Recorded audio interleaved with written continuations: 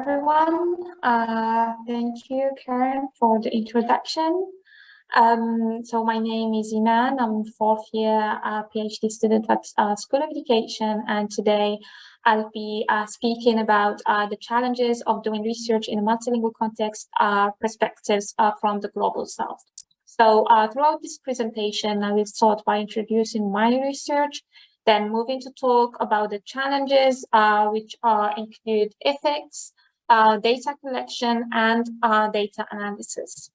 So my research is about working towards inclusive education for autistic children in Algeria, analysis of the English as a foreign language teacher preparation program.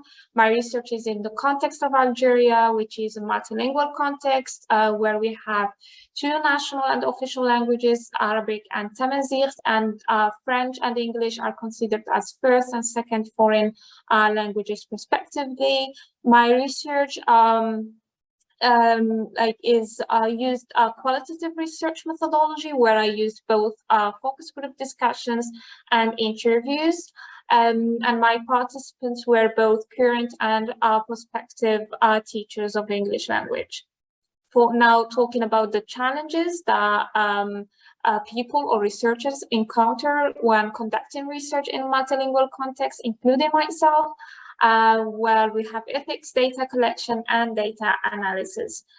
Starting with ethics, ethics that we have at our university or any university in the global north is based on the ethical standards that global north researchers and institutions are used to. So when it comes to the global south, there are like probably in some countries, according to Al-Ahmed 2017, there are no ethical regulations when it comes to conducting research. So many global south researchers are not really familiar with ethical procedures. For instance, Mahmoud al-Naqash 2017 explained that the use of consent forms that require signatures was seen as being inappropriate in non-research cultures where people are not interested in research and are afraid of signing forms. So usually people in my context or something like that, they are more adhered to trusting the researcher or having previous contact with the researcher in order to be able to answer the questionnaire or to accept doing interviews rather than having a form that they would sign, because the consent forms that we have or in our university or other universities have some legal terms that may make people feel scared, because they are not really used to this type of procedures. And also that's why the two authors explained that the large extent of variability in consent issues between the Arab region, which is situated in the global south, and the West is unsurprising given the nature of the social context in the Arab region. As a result, culturally sensitive consent-seeking processes and forms should be developed. And I will give you an example of my own experience dealing with ethics. Is that first we had I had one of the prospective participants asking a lot of questions about the consent form in particular. Their worry was mainly, why do my research data need to be stored at University of Glasgow, which is a non-Algerian institution? And the other problem that I faced when doing my research is that I got ethics approval at the beginning. I didn't have a problem. There were just like changes that I needed to do. But the thing is that the study I told you that I did, or like I'm trying to write it up now, it wasn't my initial plan. Because my initial plan was the focus on one main institution, namely École Normale Supérieure, which is a teacher education institution in Algeria. So I was intending to interview both student teachers and teacher educators at this institution. But unfortunately, I could not really reach the institutions. I sent emails, but there is this lack of email culture in Algeria. People do not usually use their emails. They would more be adhered to using social media or face-to-face contact. And because of the pandemic, I couldn't travel to Algeria or do any of face-to-face interviews or face-to-face interaction. So I had to amend my ethics, and I moved towards social media, and I got some participants from social media, from snowballing. So like it was like a very difficult experience, but I learned a lot how to amend ethics, how to be flexible in your research, and things like that. So this was just like short story about ethics, doing ethics in the global south.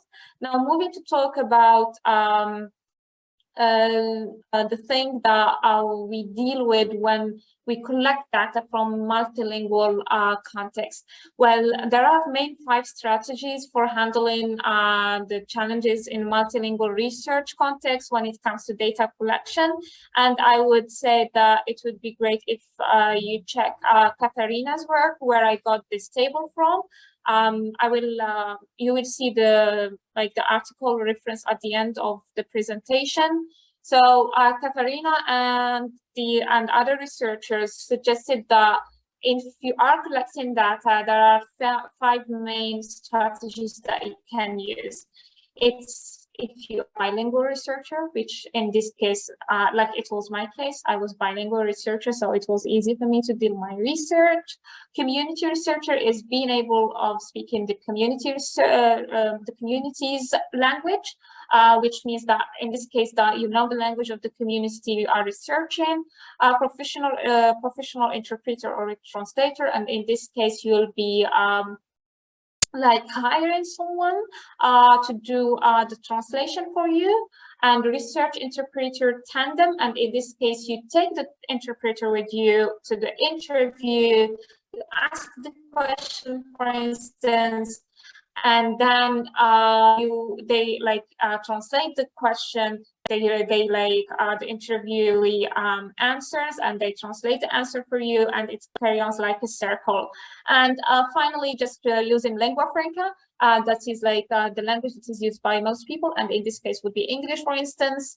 And in this case, you will not be your interviewees will be using the lingua franca, and you will be also using the lingua franca, and it will be easier for you to deal with the situation. Moving to talk about data analysis. There are different ways of analyzing data, but this is one way that you can use. And first, you analyze data in the original language that the interviews or the questionnaires were done or conducted. Then you develop categories or subcategories. Then you translate the coded data, and then coding the translated data, then developing subcategories and categories, and then you compare them and create themes. This is mainly about qualitative researchers. I'm sorry for anyone who is doing quant, but this is the main procedure that many people would use, and others, they just go for translating the transcriptions and starting coding based on the translated version. So it's up to you, and your supervisor also would advise you when it comes to this.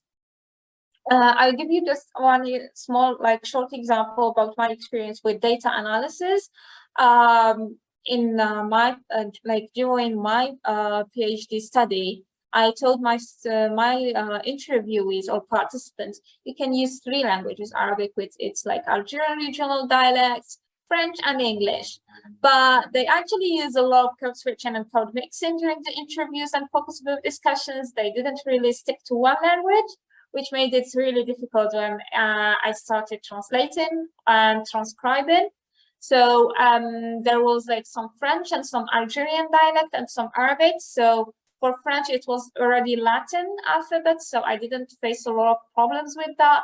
But for Arabic, I actually created a guide for myself in order to be able to transliterate. Because if you have a quote and you have Arabic and English and French, it will be just messy. So I prefer to use all Latin alphabets. And anyone can create a guide, or you can just download a transliteration guide from Google, and you will be able to use it. This is an example of one of my participants' quote, where purple refers to English, French is in green, and yellow first in Arabic. To conclude, there should be ethical considerations and assistance for researchers working in the global north and conducting their research in the global south. There are different ways of collecting data that researchers should be exploring. So just let your brain and your mind take you to more creative ways of doing things. Don't just stick to the traditional way of collecting data. Doing research in a multilingual context is challenging, but it brings a lot of experience and excitement with it. So don't be afraid of doing it. It's just amazing how you get to learn a lot of things from doing research in multilingual context. These are the references of the things I was referring to when I was just speaking a few minutes ago. Thank you so much. Feel free to ask any questions. These are both my emails and Twitter.